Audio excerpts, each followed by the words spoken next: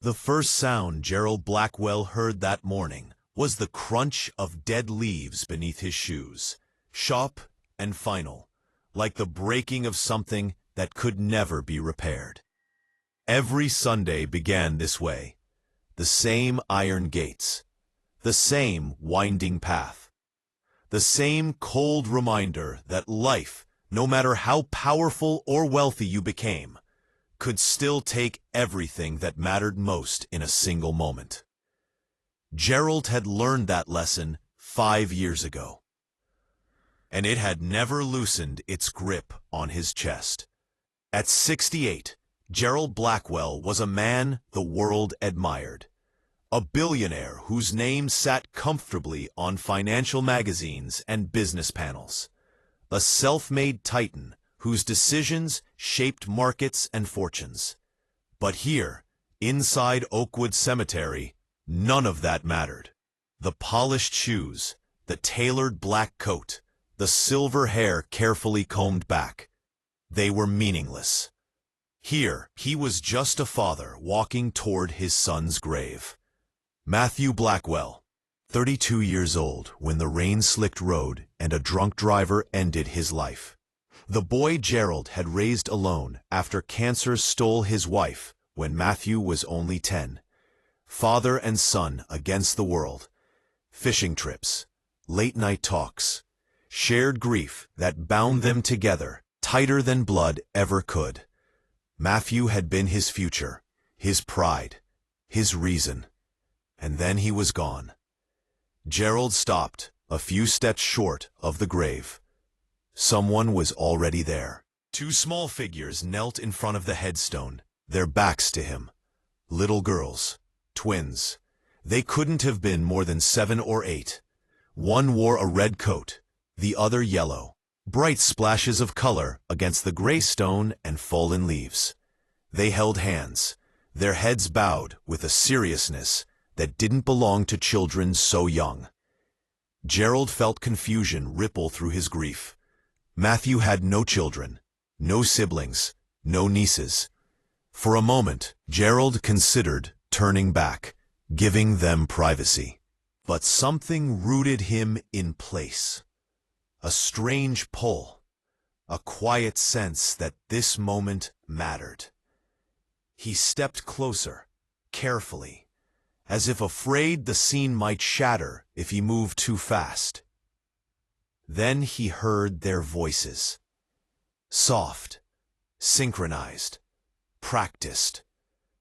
They were thanking someone. Thanking Matthew. Thank you for saving us. Thank you for giving us a chance to live. We wish we could have met you. We wish we could tell you how grateful we are. Please watch over our mama. She misses you. The words hit Gerald like a physical blow. His breath caught, sharp and painful. Saving us, giving us a chance to live. His vision blurred, and for a moment the cemetery tilted beneath his feet. Matthew had saved no one. Matthew had died. Hadn't he? The girls sensed him then, turning together, their dark eyes calm and solemn, not afraid, curious, as if they'd been expecting him. One of them asked politely if he was visiting someone. Gerald tried to answer, but his voice came out rough, frayed by years of unshed grief. He told them the truth, that this was his son's grave, that Matthew Blackwell was his child. The reaction was instant and devastating. The girls broke apart, their small hands slipping free as they dissolved into sobs that shook their entire bodies. Not quiet crying, not polite tears. This was grief pouring out of children who understood far too much for their age. Gerald dropped to his knees without thinking, his expensive coat soaking into the damp earth. He begged them to stop crying, apologized though he didn't know what he'd done wrong. And then the truth spilled out. Matthew had given them his heart, his liver. When he died, pieces of him had gone on living inside them. The world didn't tilt this time. It shattered. Gerald had signed the donor papers in a hospital hallway, numb and hollow, doing what he knew Matthew would have wanted, while his own heart screamed in protest. He'd never asked who received the organs, never wanted to know. Knowing felt like reopening a wound that refused to heal.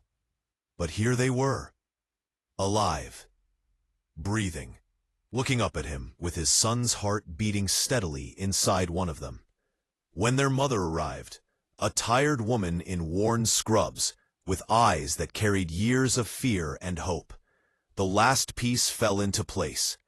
Elena Rodriguez, a nurse, a single mother, a woman who had prayed for a miracle she felt guilty asking for. Matthew had been that miracle.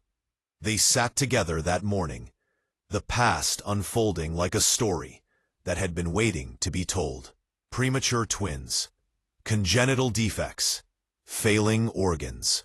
A countdown measured in weeks, then a call in the night. A 1-in-a-million match. One donor, 2 lives saved. Matthew. Gerald cried until he thought there was nothing left inside him. And then he cried some more. But for the first time in 5 years, his tears weren't only pain. There was something else mixed in. Relief, gratitude, awe. His son hadn't just died. His son had given life. From that day forward, everything changed. At first, it was small things. Coffee together after cemetery visits. Conversations on park benches while the twins laughed nearby. Stories exchanged carefully, like fragile glass. Gerald told Elena about Matthew, about his music, his terrible jokes, his stubborn kindness. Elena told Gerald about sleepless nights in hospital rooms, about the fear of watching her daughters fade away, about the guilt of surviving because someone else didn't. The twins listened wide-eyed, absorbing every detail of the man who had unknowingly become part of them. Gerald found himself laughing again.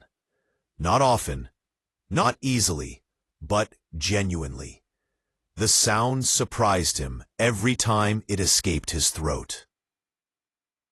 He noticed things he couldn't ignore: Elena's exhaustion, the strain behind her smiles, the way she stretched every dollar until it nearly broke. So he helped, quietly. A better car that appeared through coincidence. Medical bills that vanished. An apartment that somehow became affordable.